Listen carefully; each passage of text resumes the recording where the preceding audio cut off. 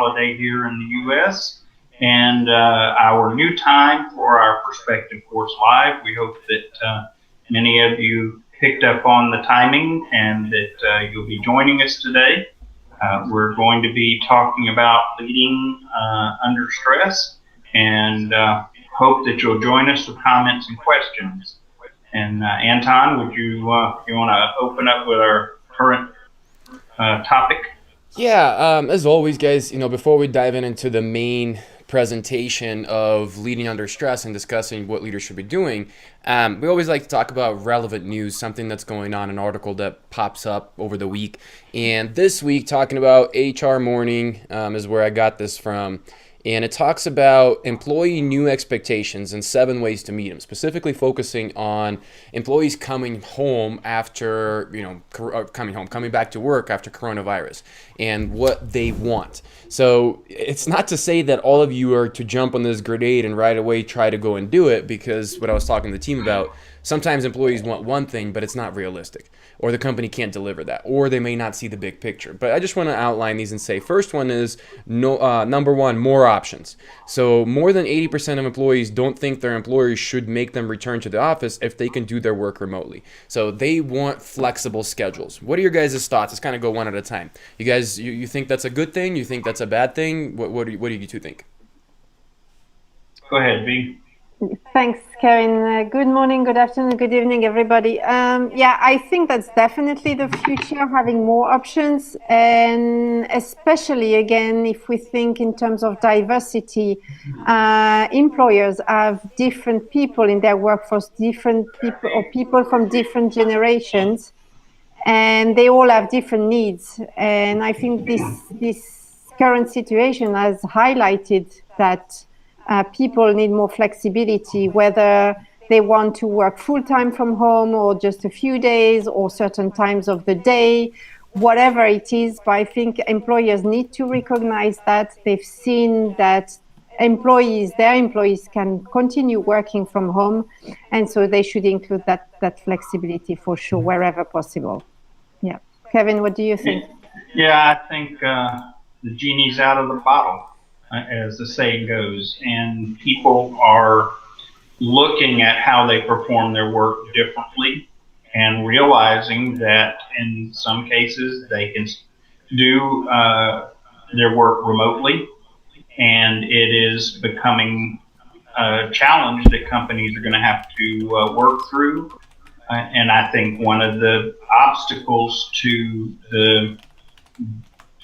being flexible, to giving options, is working on trust.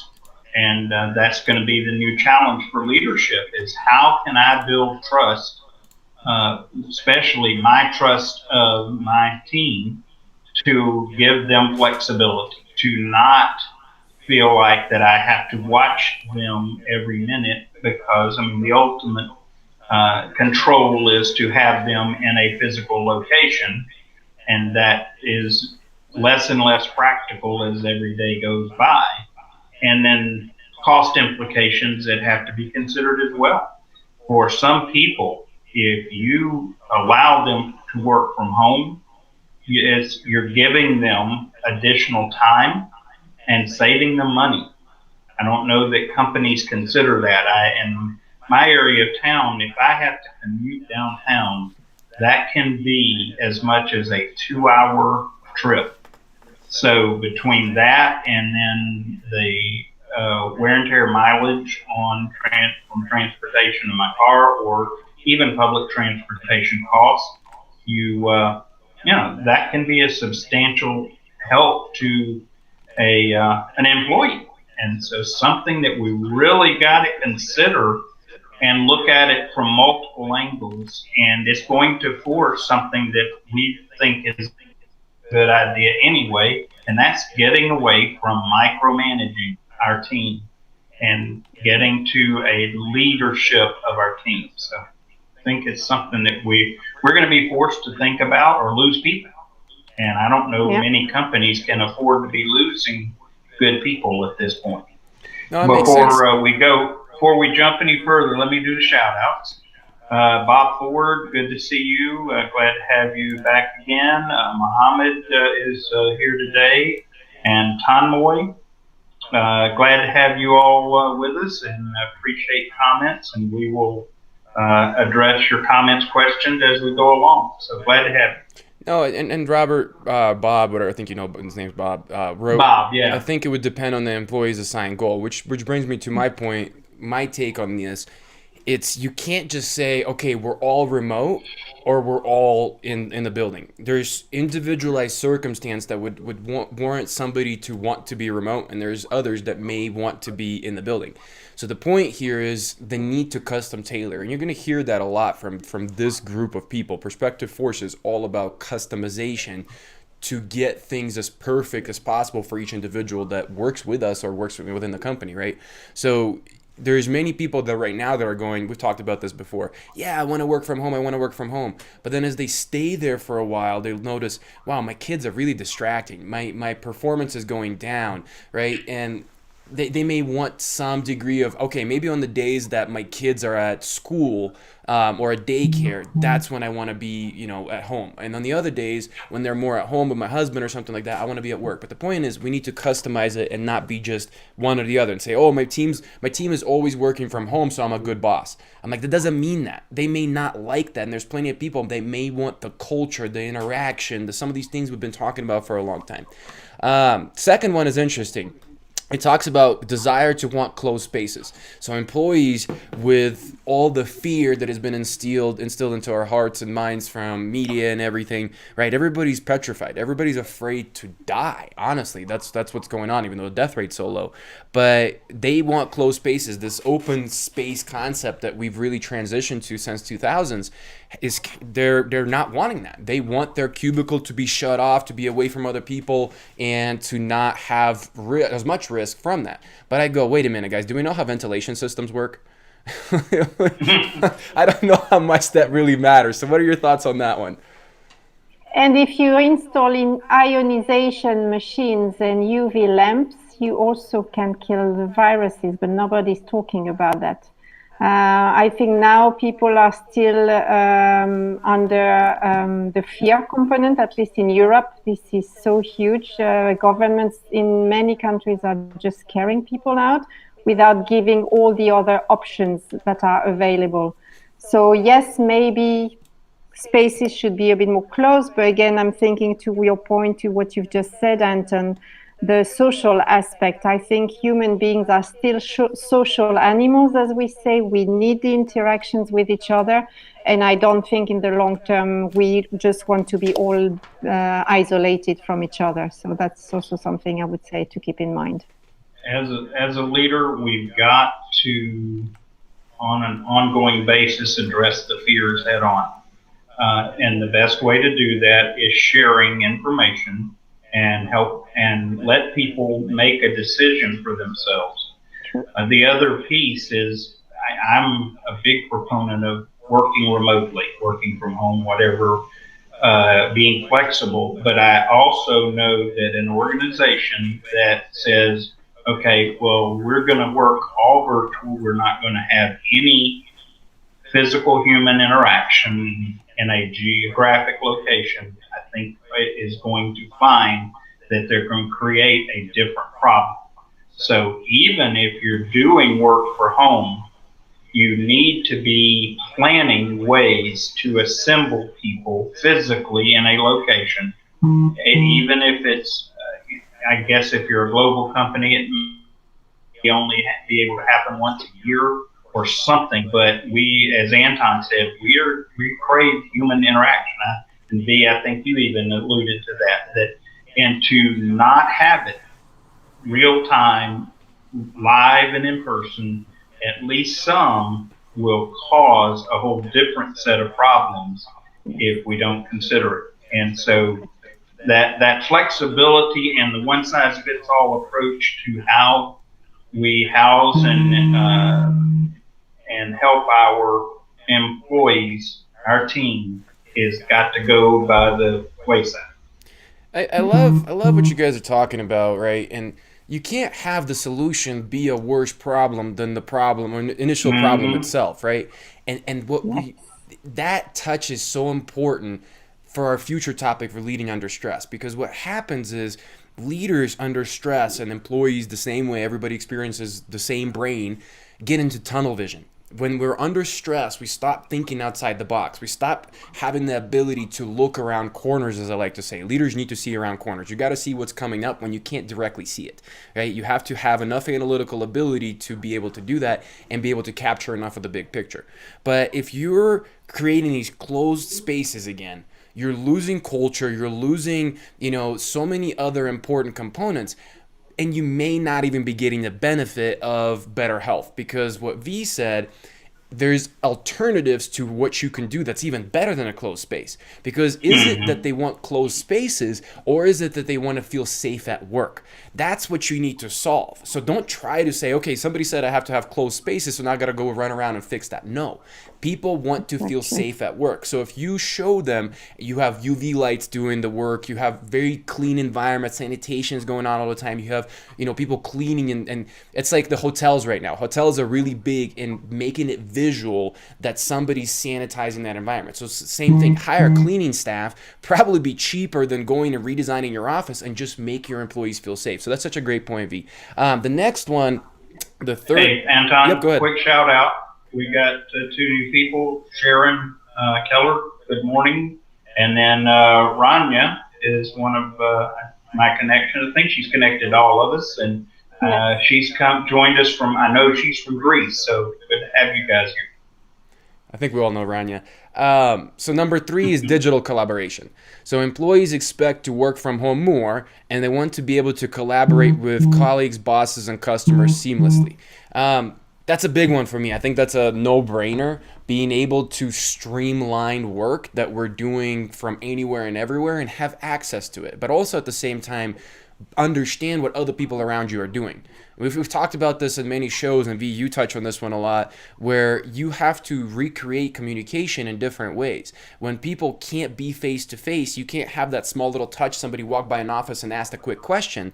How do you do that? And that's setting up that digital here. collaboration. What are you guys' thoughts on that one? Well, definitely.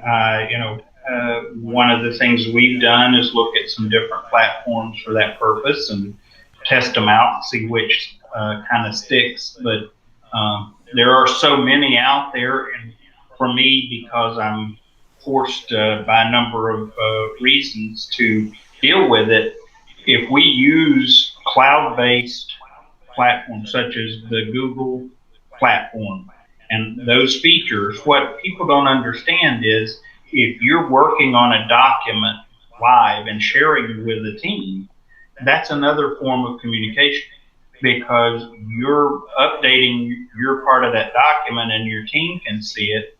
They are seeing current information and it's communicating to them how things are going with that particular piece of that project. And so we need to be really attuned to ways to do that ac- across the board. And so yeah, the use of the cloud, the digital components, is got to be a part of any plan for the companies going forward, coming especially given again the whole virus situation. V, your thoughts? Yeah, no, I agree. You need to use these tools. The one thing I would say is again, employers need to be mindful of their employees and what they are familiar with or not. Because again, you may have a millennial who is used to the Mm, latest technologies and apps and tools, and you may have a baby boomer still who is struggling a little bit and don't know where to start. So again, employers really need to make sure that whenever they move online, and whether these are they use like video tools like we are using right now, or as you said, Google Drive or anything on the cloud, that they also make sure that their employees know how to use them, or how it works, and really don't rush things, because then people are going to be under stress that we're going to talk about, and that's the last thing that you want. So you need to really make sure that whatever you implement, you don't assume that everybody knows, because everybody, for instance, knows Skype and everybody knows how to use Skype. That may not be the case.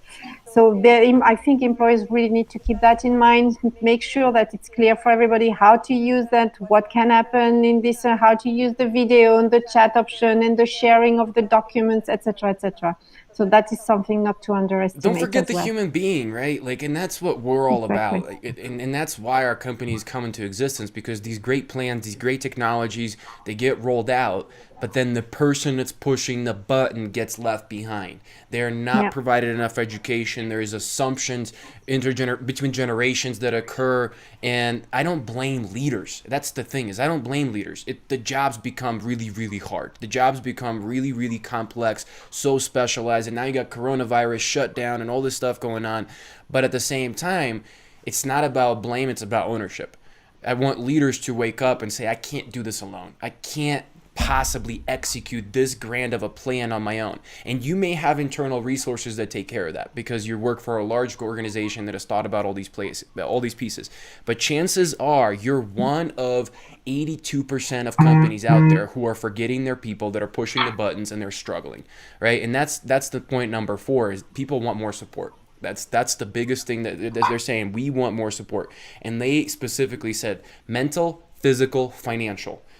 I need you to help me not feel stressed. I need you to support me at home, because I am dealing with so much more than I ever did before, right? So the concept of human sustainability is really starting to expand and get away from just at work. People need help everywhere, and they're asking for that support from their leaders.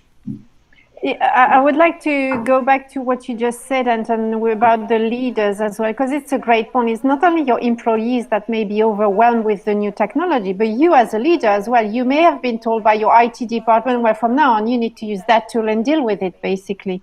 And so, as you said, leaders as well should not think that they are alone, and that they should seek support, whether it is with their IT department, with peers, with their managers, whoever. Even if you are the boss in your team, we all need help, and we don't know everything. There's nobody on this planet who knows everything about everything. So it is okay to ask for support. And again, by spending that little time to try to understand how things work and what are the advantages and the impact it can have, this is a return on investment, a return that you will get later on, because you will be able to do the same with your employees, with your team members, ensuring that you are not getting stressed and that your employees are not getting stressed as well. Well, and one resource we forget, okay, is our team members. Absolutely. We think that we have to always find outside sources for support, when if we build our team well, we can use our own team resources to support each other. The value of team is, at moments, one person may be the person that needs to provide that support, that information, whatever, for the team, because that's their strength. So don't be afraid to use internal resources. Value is it's efficient. It also gives team members an opportunity to really shine and find a way to be appreciated, not just by the leader, but by their fellow team members. And it builds rapport with each other, because when you can struggle through a concept together, you build connection. I used to tell my brother and I would joke when we would be doing things together that it's hard to be phony or false when you're sweating together or when you're struggling together, you know? And so it helps to really build that rapport and provide that support without having to use resources that may be more difficult to access.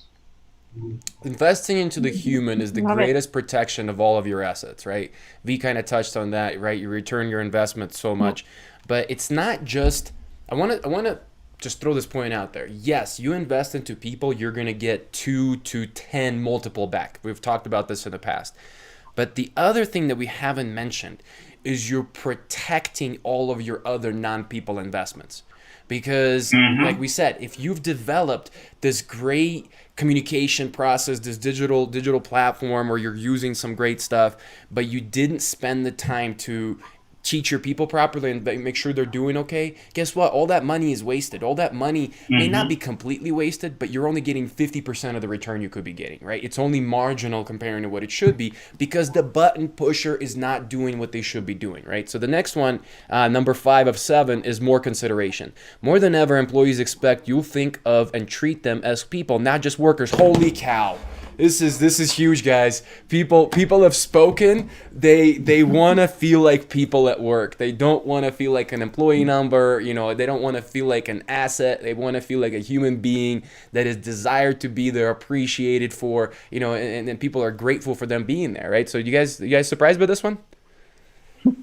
Well, finally, finally, as you say, people have spoken, and it's great, and it's all about the caring, the empathy that everybody can show the leaders toward their employees or their team members. But I think also people need now to be more aware that they also need to take care of themselves. And again, it is back to the stress part we're going to touch. We all only have one health, and we need to make sure we are healthy mentally and physically to be able to support ourselves, our family, colleagues, clients, whatever. And this care thing is so, so, so important that to me it has been underestimated for too many years. As you rightly said, people were just considered as numbers or do this, do that, and that was pretty much it. And in a way, this is good that people are waking up and realizing that, yeah, I am not just a number, I am also a human being, and I need to feel that I am appreciated, that my work is being appreciated, that I'm growing and I'm motivated. So this is good that these numbers are finally talking. The only real surprise for me is it's taken this long for people to either speak up or to be heard. I had a real pivotal experience from a leadership standpoint back when I was teaching that opened my eyes. I had a survey that I did, feedbacks from my students that I was made to do as part of a accreditation. And one of the shocks from this feedback was that 80% of my students felt like I didn't care about them. And I was very surprised for a number of reasons, not enough time to explain it. But what I did was, with that information, when I pivoted and I made some adjustments, and to the point that I began to be able to help them understand that they are cared for. In fact, I would go so far as to help them understand they were loved as if they were own children. And when that happened, the dynamic of the group pivoted. And it's remarkable how powerful that is. And when we're not attuned to that with our teams, with our organizations, we're missing a very powerful opportunity to make a huge difference for them, but even for us as well. Where my mind goes with that is what V does so well. Inclusion and diversity, right? Diversity, inclusion, whichever we want to talk about. Now is the time to not make those mistakes, right? It's like, I'm not saying there was ever a time to make those mistakes, but what I'm saying is you have to be extra careful when you don't want diversity and inclusion to be the straw that breaks the camel's back. And what I mean by that is, in the past, your people were not as much under the load as they are now. They're carrying these huge loads on their shoulders. And it's not just your work. It's not just what's coming from you. The addition came more from external forces outside of your four walls. And that's the stress that they're facing with health, uncertainty, and all those other things. And it can be one more small thing that finally burns them out, breaks them, gets them to leave your company. Don't let something as preventable as mistakes with diversity and inclusion be the thing that does that. Because there's so many things that are outside of your control as a leader right now. There's you make a list, and that list is humongous because of everything that's going on. But Diversity and inclusion, communicating in ways and treating people in ways that they want to be treated, and hiring help if you don't know how to do that, that's your choice as a leader. So if you don't do that, you're adding that mistake almost intentionally. I say don't go there. The next one, and the sixth one of seventh, is clarity. People want clarity. They want to be communicating in clear ways, to where many employees have shifted to remote work. Some employees stopped working, others took on more work, roles changed, employees aren't exactly sure where to focus. Now they crave and expect leaders to help them identify objectives, and the most important thing is to accomplish those objectives. So for me, I think that right now, what I would say with clarity is confidence. That's what comes to mind for me. Leaders have to show confidence in their communication. They have to show confidence in their direction.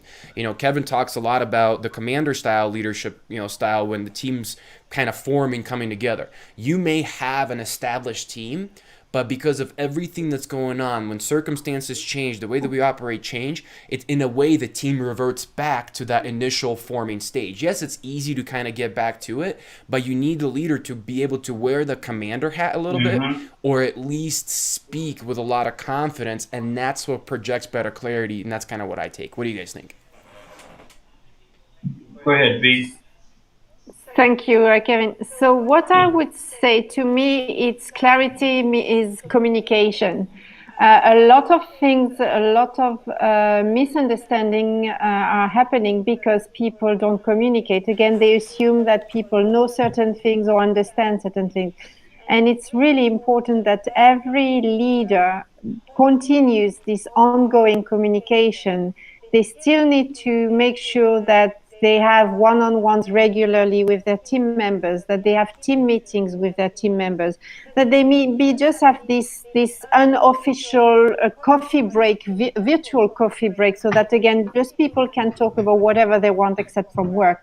But this is really key to ensure the communications are still happening, especially nowadays. If people are working from home, the last thing they want is to feel left out, and then again, not knowing what's happening. So I think that's the thing I would say. Well, for clarity, I know I beat this drum often, but if we're not clear on things, if we feel like we're wandering, I will go back to vision. That's our foundation. Revisit vision. And then, in light of the vision, as a leader, I need to then confidently talk of what I do know, and then own up confidently of the things I don't know, and give clarity and direction. We don't know how this is going to happen, but we know we can do this until we get further direction. So this is what we're going to do right now. And it may be that the best long-term look is at our vision, but in terms of steps, it may be very short-term right now because of the nature of what's going on. But the confidence to give what we know, act on what we know, and then what we don't know, we will just agree that we have to watch it, we'll pay attention, whatever, and focus on what we can do. That's another part of also alleviating some of the fear. We know we can do these things, and so we're going to do these things, and until we get additional insight and information, we'll stick with this. Your perspective made me think about what happens when there's lack of clarity. Whenever there's lack of clarity, there's lack of initiative, there's lack of action. Why? Nobody wants to feel stupid. So people will be hesitant to act on anything when they don't understand exactly what's going on, and that's going to just completely destroy your productivity. The last one, and it's funny how we've talked about pretty much every one of these on the previous week or so, and the last one is transparency.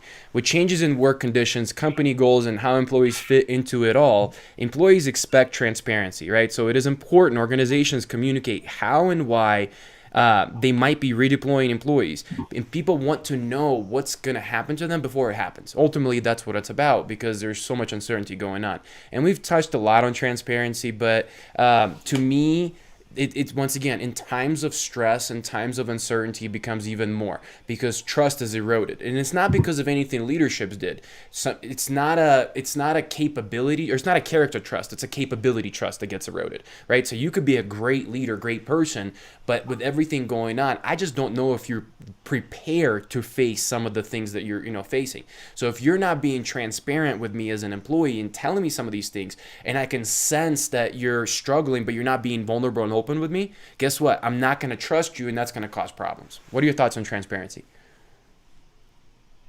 So I, what I Go ahead, V. Yeah, thanks, Kevin. So what I would say, yes, transparency is key. As you said, Anton, it's the start to build trust and relationship. And there are some cases where leaders cannot say certain information because it's still confidential, it's too early in the process, whatever. But what they can do is tell their team members, and that's something I mentioned a few weeks ago. Listen, guys, there is something that is going to happen. I cannot tell you exactly what, but we need to do this and that. And when I can share this information with you, I will.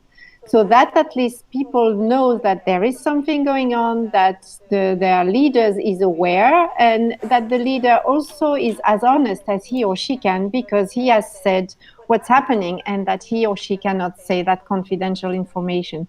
So I think it's critical, even if there are some news that are not so good, it's all better to set the right expectations, to be as authentic as possible, as honest as possible, so that then again people are informed and can be aware of what's happening, and then take the decisions whether they want to continue following the same direction or do something else, or express their concern, etc., etc.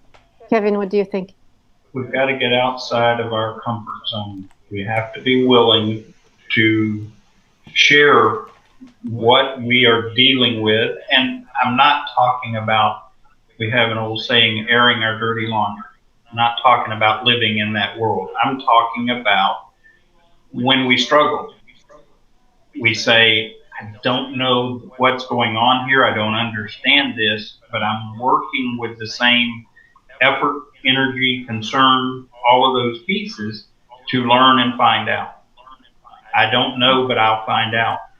But also, I teach leaders all the time, let people inside your head, because we think that people know what we know, and therefore when we do something or even say something, they have that context.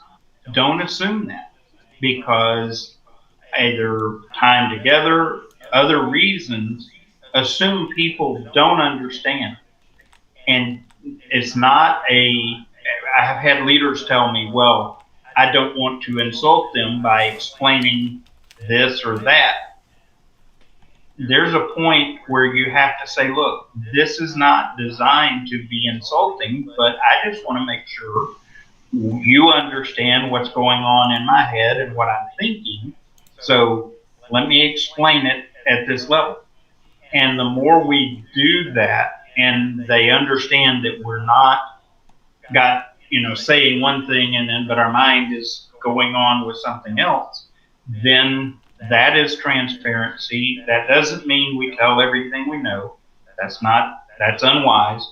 But they know that we will tell them what is invaluable, what they need to know to understand, and we're not afraid to even say, I don't know.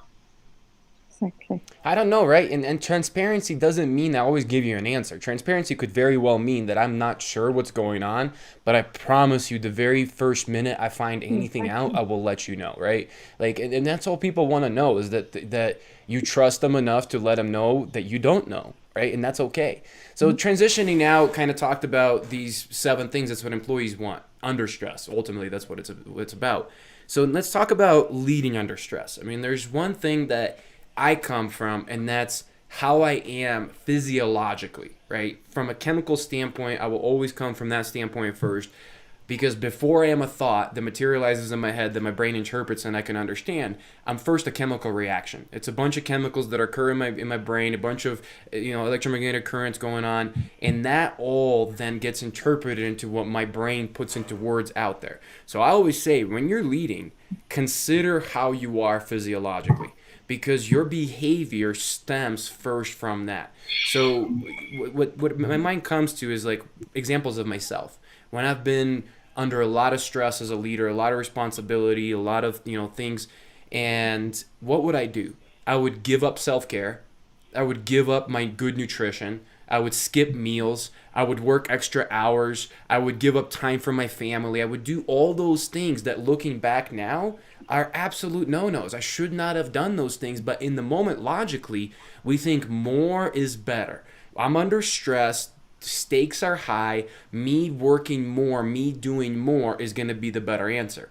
But that's completely forgetting our physiology and our brain. So I think that's my overarching concept for leading under stressors. Don't forget your physiology. What about you guys? Kevin, go ahead. Broken record, I guess. When we're under stress, that's when it's so critical that we have our vision, our mission, our plan, and our schedule. That we have proactively done these things and we can refer to them during the stressful moment. Because as you've indicated, Anton, during the stressful moments, left to using purely memory and our mental capacities, those are diminished during stress. So the better we have those pieces in place to refer to and bring us back to the essentials, the better off we are. That, for example, you talk about self-care, part of your schedule, proactively. Where on your schedule is your self-care? Is that on Sunday afternoons or is that Wednesday evenings? Where is it on your schedule? If it's not on your schedule, then it's all chance and it will get blown off. But whereas if you've got it as part of your plan and your schedule, you go back and you say, yeah, I'm really stressed right now and feeling pressured to do this, but there's a reason that back when I was functioning in my better state, and by the way, with some wisdom input from others, I put down these things as an important priority.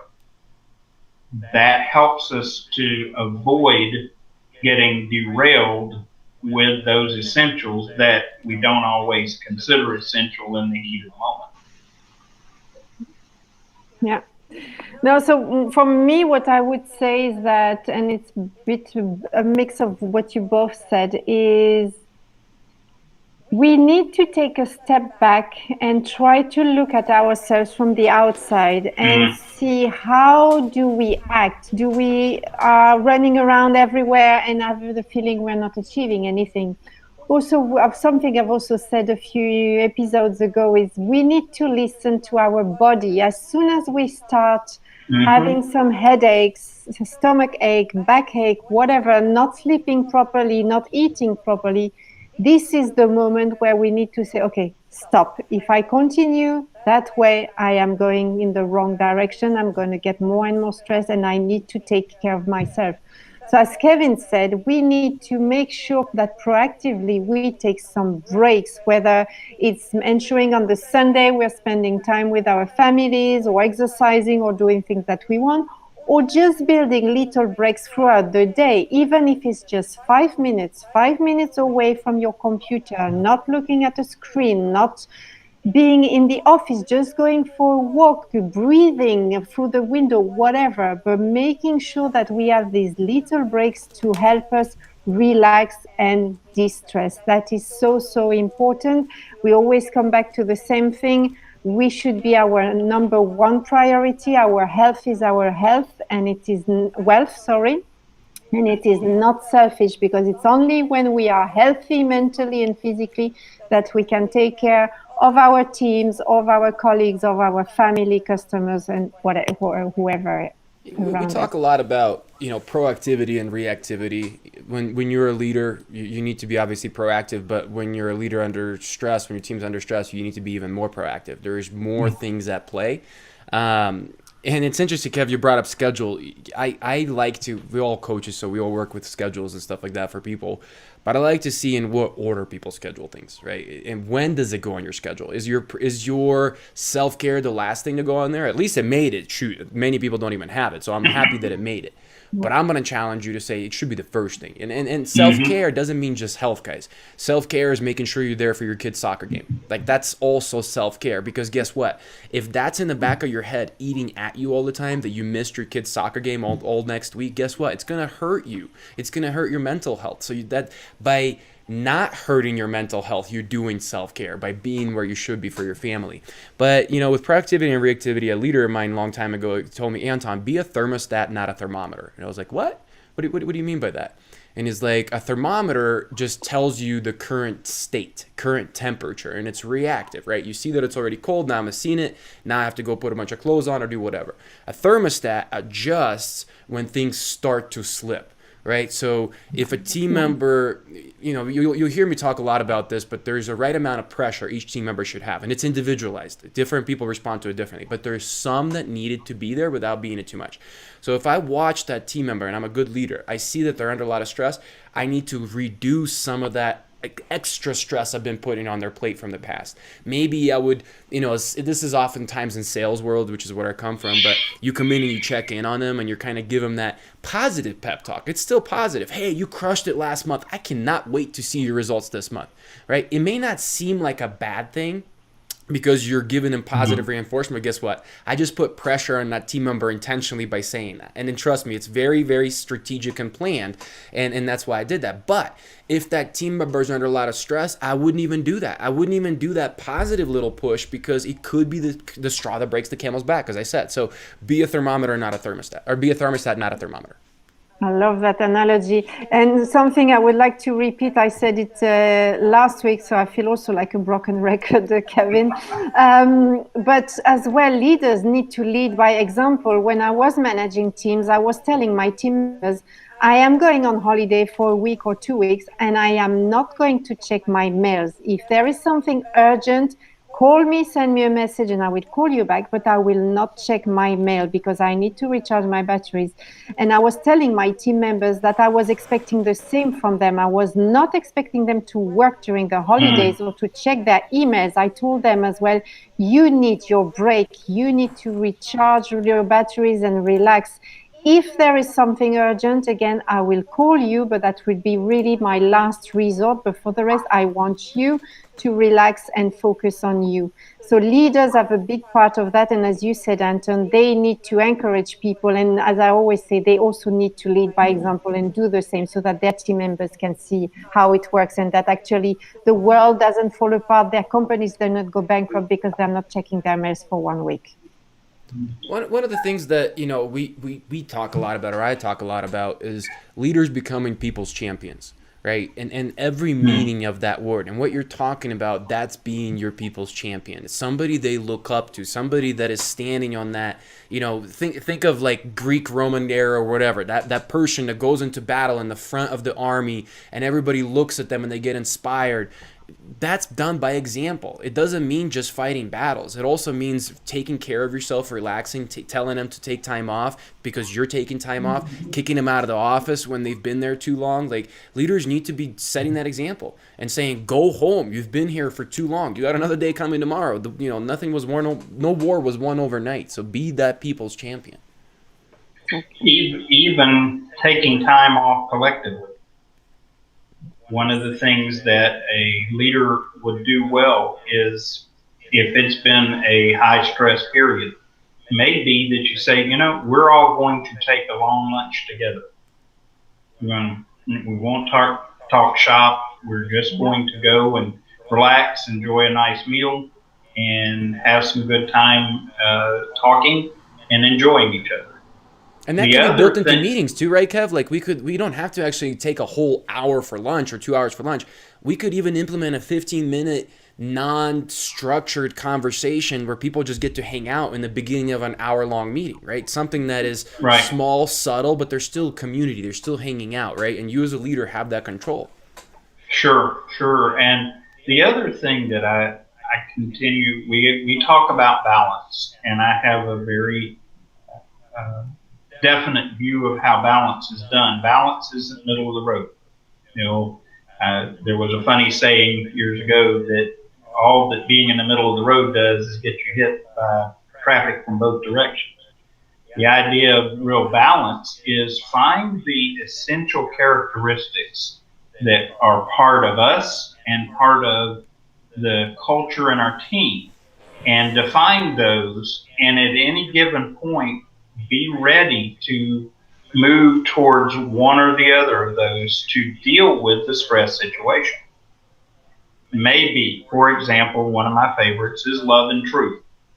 And love in an extreme form is about compassion and understanding and low stress.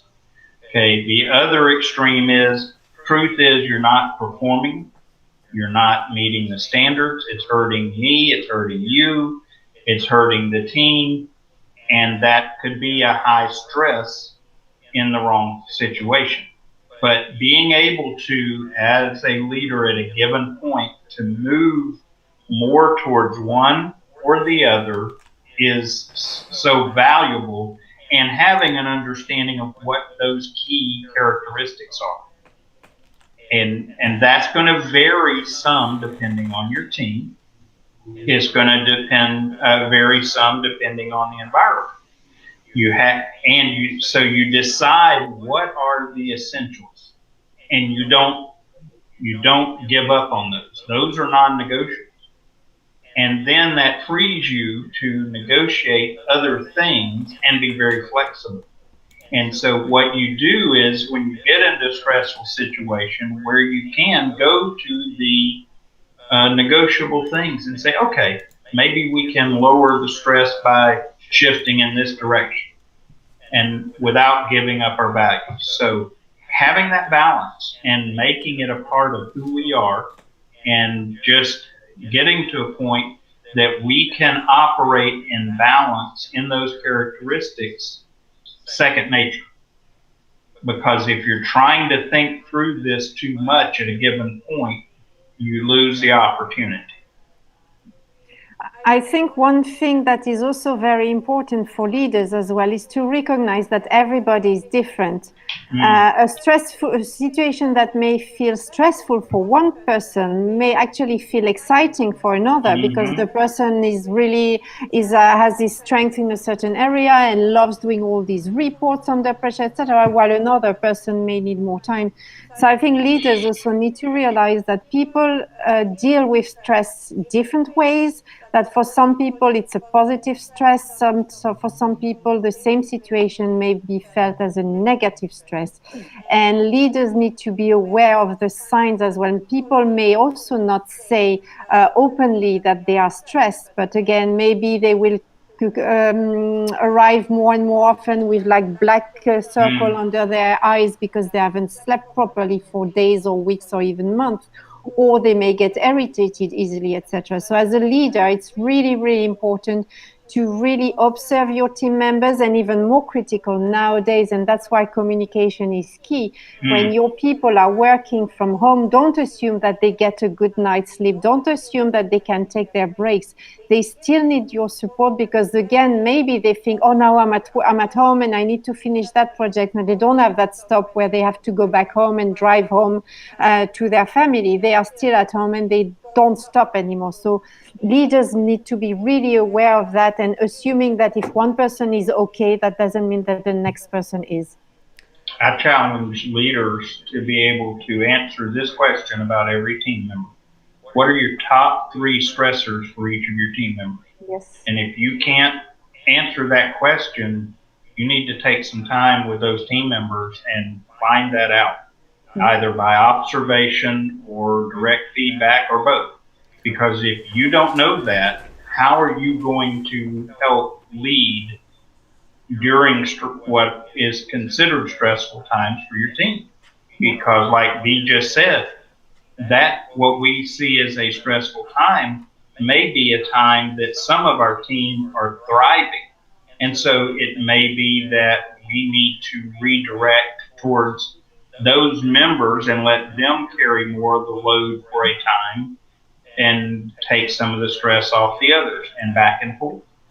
So somebody may be sitting here watching this, right, and they're going, wow, I have never really even thought from a leadership standpoint about what to do under stress. Like that, never considered that I need to have a stress plan for myself and for my team. So how do I go about implementing something I've never heard about? It's so complex, right? And I would tell people, think about it as levels. You're at level 0, you're at level 1, or you're at level 2, right? Whatever, it doesn't matter. Level 0 is you're not considering stress at all. You're not thinking it's a problem. You're not assessing your people at all. Level 1 is kind of an overarching umbrella. We're more similar than we're not alike, right? So we're still a human operating system, and there's many similarities inside our body that we can address before going to the customization of each individual, because that's level 2. First, come in and say, okay, what are the things that are happening more, the negative things when people are under stress in general, just so you're prepared for them, right? Things like conflict, things like absenteeism, things like, people being irritable, for, organization goes down. Be prepared for those things and have a general plan that when we got more stress, and this is how we're going to define that, because you should have a definition for that as an organization. When we're faced with this, these are the big ticket items we have to keep our eye on, because maybe not be a big deal before, but they become a big deal. Get to that point first. Once you've gotten to a point, okay, we know what's going to happen more. We also know what's going to happen less when people are under stress, and we're going to adjust. Then you come in and sit down with individuals and now go a step deeper and now understand their individual stress, because that's just... It going over that first level is going to be really challenging. Yes, it's optimal, but if you've done nothing at all in your organization to go straight through 5,000 of my employees have individual stressors and stuff like that and adjust for that, that's going to get difficult. So start with that big overarching plan first. The 30,000-foot view. Any leader that does not have a way, a means, and a priority to step back and get the 30,000-foot view is in trouble. If a leader spends all of their time in the weeds, they lose their people, they lose their perspective, and they will burn out themselves. It's so critical that, and back to scheduling, it may, depending on the pace, depending on the situation, that may be something you need to do every day. If not daily, weekly. Where is that in your schedule? Do you have that plan? Step back and take stock, as the old saying goes. That's got to be part of the leader's normal operation. And not just for their team, by the way. It's got to be for themselves. Yeah. Sorry, I'm just typing a comment. Great point. All right, so let's wrap it up. I think we're kind of getting close to that time. Next week, we're going to talk about communicating under stress, right? So we kind of went the high level first, cost of stress 2 weeks ago. Yeah, it was 2 weeks ago. And then now we went leading under stress, once again, big picture. But now we're going to get a little bit more focused on how to communicate under stress. What kind of things are important, what you should be thinking about when you're sending out communication, be it virtually, in person, or any other fashion or way. Just remember, we have our conference, so you guys make sure you're registering. We're starting to get registrations flowing in. So first 100 are free. Once we reach those 100, guys, you won't be able to register for free, and it'll go to full cost. So please don't hesitate and jump on that right now. The link is, I think, somewhere. No, I don't think. No, Kevin put a link in the. I'm just posting it, Anton. I think he threw it in the post itself too. So either in the post or V will drop it in the comments. Go grab a seat. Once they're filled, they're gone. And like I said, next week will be communicating under stress. Anything to finish up with, guys? Just final thoughts. Just good discussion. Very important discussion, especially given the current event. conversation, because what part of what we were talking about and all that was stress. It kind of permeates our whole situation. And so, yeah, glad that some of you made the transition to our new time. Just realize we're going to be shifting to that new time on a weekly basis, 11 a.m. Eastern Daylight Time. That would be 9 a.m. Mountain Daylight Time, 5 o'clock Central European Time, and then there was one other 8:30 India time. 8:30 India Standard Time, IST. That's right, because they have multiple time zones there. I got to remember that they have multiple time zones there. Yeah, but usually that's the most common one, Okay. the 8. One thing I want to leave people with, and just I'm always trying to sell you on stress management. If you guys haven't noticed this, I'm literally always trying to sell you on stress management. Not necessarily with me, but with anybody. And when I go to doctors, right, I don't go to MDs that much anymore because they're too quick to, support big pharma, and I'd rather take natural remedies whenever possible. So I go to DOs. They're a little bit more holistic, a little bit more big picture, but still on the Western medicine side. And I always pick their brain, and I do this with every new DO I ever go to, and I say, okay, in your experience, what would be the number you estimate as to what percentage of health ailments come from stress? And across the board, I've never gotten an answer lower than 85%. Between 85 and 95% is what these highly educated people say. Now, why am I saying this? If something is so freaking important to our health and connects that much into our health, guys, do you think it connects into our performance? Do you think that it probably connects into so many things and it's that important? Especially with everything that's happened this year, and I was even saying that before this year, but now I'm saying without a doubt, and this is of course not a proven point, this is an opinion. There's nothing that'll give you a greater margin of performance improvement than managing your employee stress, work stress, all that stuff. Just stress, the big picture of it. I'm not talking about our small, minute understanding of it. I'm talking about the big, true picture of it, because leadership, communication, all these pieces go into it, health, life, right? And when you do that, there's nothing. I can't think of a single thing, no amount of technology that would give you a greater marginal increase of performance than taking care of that human operating system. Yeah.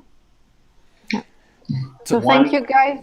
Yeah, I was just going to throw out a big stressor. People doing being tasked or choosing to do things they're not made to do. That is a big one in the employment world. So many people doing what they were never intended to do for a number of possible reasons.